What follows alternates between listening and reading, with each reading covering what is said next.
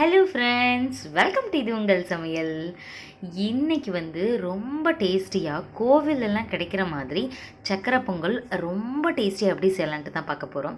அதுக்கு ஒரு சில டிப்ஸ் இருக்குது, ரொம்ப ஈஸியாக செய்ய போகிறோம். சரி வாங்க, டைம் வேஸ்ட் பண்ணாமல் சக்கரை பொங்கல் எப்படி செய்யலாம் அப்படின்னு சொல்லிட்டு வீடியோக்குள்ளே போயிட்டு சட்டுன்னு பார்த்துடலாம். இந்த தடவை நீங்கள் பொங்கலுக்கு இதே மாதிரி செஞ்சு பாருங்கள். உங்களுக்கு லாஸ்ட் வரையும் கெட்டி ஆகவே ஆகாது. நல்ல ஒரு ஸ்மூத் கன்சிஸ்டன்சியில் சூப்பராக இருக்கும். ஃபஸ்ட்டு இதுக்கு தேவையான அளவு நான் சொல்லிடுறேன். பச்சரிசியில் தான் நம்ம இதை செய்ய போகிறோம். பச்சரிசி 1 கப் எடுத்துக்கோங்க. அதுக்கு பாசி பருப்பு இருக்கு இல்லையா, அது 1/4 கப் எடுத்துக்கோங்க. ரெண்டையுமே நல்லா 2-3 தடவை அலசி எடுத்துட்டு அதுக்கப்புறம் ஒரு அரை மணி நேரமாவது அதை அப்படியே ஊற விட்டுருங்க. அளவாக தண்ணி ஊற்றி ஊற விடுங்க, அப்போ தான் நல்லாயிருக்கும். நான் அரை மணி நேரம் இதை ஊற விட்டுட்டேன். ஊற விட்டதுக்கப்புறம் நம்ம அப்படியே அந்த தண்ணியோடய எடுத்துக்கலாம், ஏற்கனவே வாஷ் பண்ணதுனால. 1 கப் மட்டும் தண்ணி சேர்த்துருந்தேன். இப்போ அதோடையே குக்கரில் சேர்த்துக்கலாம். 1 கப் அரிசியும் பருப்பும் சேர்த்து நீங்கள் 1 கப் எடுத்தீங்க அப்படின்னா எவ்வளோ பங்கு எடுக்கிறீங்களோ அதுக்கு அப்படியே 2.5 பங்கு நீங்கள் தண்ணி சேர்க்கணுங்க. 1 கப் எடுத்தீங்க அப்படின்னா 2.5 கப் தண்ணி சேர்த்துக்கோங்க. அளவாக நீங்கள் எதில் எடுக்கிறீங்களோ அதில் அளந்துக்கங்க, சரியாக இருக்கும்.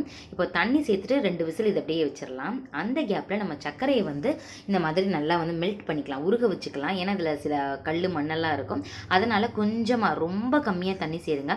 1/4 டம்ளர் மட்டும் தண்ணி சேர்த்துட்டு நம்ம இந்த மாதிரி கெட்டியே எதுவும் இல்லாமல், இதை பதம்லாம் வரணும்னு அவசியம் இல்லை, எல்லாமே நல்லா கரைஞ்சிட்டா மட்டும் போதும். ஏற்கனவே விசில் 2-3 விசில் வந்துருச்சு, அதையுமே எடுத்தாச்சு. இப்போ நம்ம என்ன பண்ணிக்கலாம்னா, ஒரு வடிகட்டி வச்சு நம்ம இந்த மாதிரி நம்ம கல் மண் எதுவுமே வராமல் இருக்கிறதுக்கு இந்த மாதிரி பண்ணிக்கலாம். பார்க்குறதுக்கு ரொம்ப தண்ணி சேர்க்குறோமே அப்படின்ற மாதிரி இருக்கும். நம்ம 1/4 டம்ளர் மட்டும் தான் தண்ணி இதில் சேர்த்துடணும். அதனால் பார்க்குறதுக்கு அப்படி இருக்கும். லைட்டாக மிக்ஸ் பண்ணி விட்டுட்டு நம்ம இன்னும் கொஞ்சம் இதை சேர்த்துக்கலாம். நான் சக்கரை எவ்வளோ சேர்க்கலன்னு சொல்லலாம். 1 கப் நம்ம மொத்தமாக அரிசி பருப்புலாம் நீங்கள் 1 கப் எடுத்திங்கன்னா அதுக்கு அப்படியே டபுள் மடங்கு நீங்கள் சேர்த்துக்கலாங்க. 2 மடங்கு நீங்கள் சேர்த்துக்கலாம். நல்லா தித்திப்பாக வேணால் 2 மடங்கு சேர்த்துக்கலாம். இல்லை நீங்கள் ஸ்வீட் கம்மியாக தான் சாப்பிடுவீங்க, மைல்டாக இருந்தால் தான் பிடிக்கும் அப்படின்னா 1.5 கப் கூட நீங்கள் சேர்த்துக்கலாம். தண்ணி 1/4 கப் மட்டும் சேர்த்துங்க. ரொம்ப சேர்த்துட்டிங்கன்னா ரொம்ப மொட்டை தண்ணி ஆயிரும். அதனால் அதை மட்டும் கொஞ்சம் பார்த்துக்கோங்க. இப்போ எல்லாத்தையுமே நான் கொஞ்சம் கொஞ்சமாக சேர்த்துட்டேன். ஃபஸ்ட்டு ஒரு பேட்ச் ஊற்றிட்டு இன்னும் கொஞ்சமே சேர்த்துட்டேன். இப்போ மறுபடியும் இதை மிக்ஸ் பண்ணி விட்டுக்கலாம். நம்ம இப்படியே விட்டுட்டோம்னா டேஸ்ட் அந்தளவு நல்லா இருக்காது. நல்லா மிக்ஸ் பண்ணி எடுத்துகிட்டு இதில் இன்னும் சேர்க்க வேண்டியது நிறையா இருக்குது. உங்களுக்கு இப்படி தனித்தனியாக சேர்க்கும் பொழுது கெட்டி ஆகாது, கொஞ்ச நேரத்துலேயே இறுகிரும் இல்லையா, அந்த மாதிரிலாம் இருக்காது. நல்லா அதை மிக்ஸ் பண்ணி விட்டுக்குங்க. இன்னும் நம்ம நெய் எதுவுமே சேர்க்கலை. நெய் சேர்க்காமலேயே எவ்வளோ ஒரு லூஸாக கன்சிஸ்டன்சி நல்லா இருக்குது பார்த்தீங்களா. இந்த கரண்டியில் ஒட்டக்கூடாதுங்க, இதுதான் நம்மளுடைய பக்குவம். இப்படி இருந்தால் தான் லாஸ்ட் வரைக்குமே டேஸ்ட்டு ரொம்ப நல்லாயிருக்கும். இப்போ அடுப்பில் ஒரு கடாய் வச்சுக்கலாம்.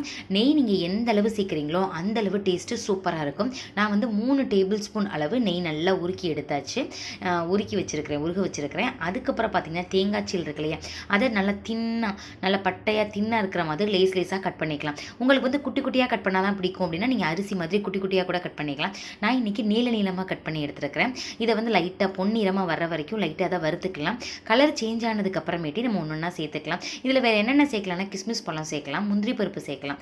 அதுக்கடுத்து நம்ம முந்திரி பருப்பு ஒரு 10 முந்திரி பருப்பையும் இதோடய சேர்த்து நல்லா அதுவும் நல்லா கோல்டன் ப்ரௌன் கலரில் வர்ற வரைக்கும் நல்லா அதை வறுத்துக்கலாம். தேங்காய் வறுபடுறதுக்கு கொஞ்சமே டைம் ஆகும் அப்படின்றதுனால நம்ம ஃபஸ்ட்டு அதை சேர்த்தாச்சு.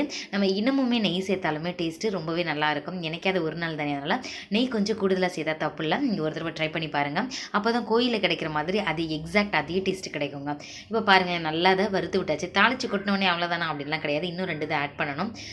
முந்திரி பருப்பு ஆட் பண்ணதுக்கப்புறம் கொஞ்சமாக கிஸ்மிஸ் பழம் மட்டும் சேர்த்துட்டு அது பலூன் மாதிரி லைட்டாக புஃபின்னு வரும், அது வரைக்கும் வெயிட் பண்ணுங்கள். அடுப்பை நல்லா லோ ஃப்ளேம் பண்ணிக்கோங்க. கலர் நல்லா சேஞ்ச் ஆகிடுச்சு பார்த்தீங்களா. இந்த நேரம் வந்ததுக்கப்புறமேட்டு நம்ம அப்படியே குக்கரில் பொங்கலோடு நம்ம இதை சேர்த்துடலாம். இதையும் சேர்த்தாச்சு. இது சேர்த்ததுக்கப்புறம் அந்த டேஸ்ட்டை என்ஹான்ஸ் பண்ணுறதுக்கு பார்த்திங்கன்னா உப்பு இருக்கு இல்லையா, ஒரு சிட்டிகை மட்டும் தான் சேர்க்கணும், கொஞ்சமாக சேர்த்துக்கோங்க. இப்போ நான் சேர்த்தது என்ன அப்படின்னு பார்த்தீங்கன்னா ஏலக்காய் தூள் ஒரு 1/2 டீஸ்பூன் சேர்த்துட்டு உப்பையும் சேர்த்துட்டு நல்லா அதை மிக்ஸ் பண்ணி விட்டுக்கோங்க. மோகமாக இருக்கும் டேஸ்ட்டு. நீங்கள் இது மாதிரி செஞ்சு பார்த்தீங்க அப்படின்னா வருஷம் இதே மாதிரியே செய்வீங்க.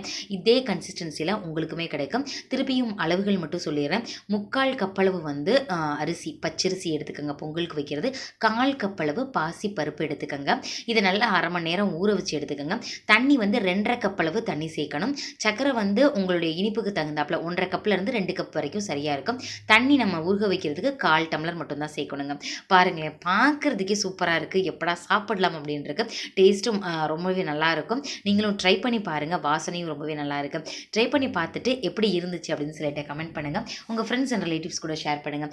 இதே மாதிரி நிறைய வீடியோஸ் நம்ம சேனலில் ஏற்கனவே போட்டாச்சு. தேவைப்பட்ட டிஸ்கிரிப்ஷன் பாக்ஸில் லிங்க் தரேன், எங்கே போய் பாருங்கள். பாருங்கள். ஓகே ஃப்ரெண்ட்ஸ், இதே மாதிரி நிறைய இன்ட்ரெஸ்டிங்கான வீடியோவில் பார்க்கலாம். தேங்க்யூ, பாய்.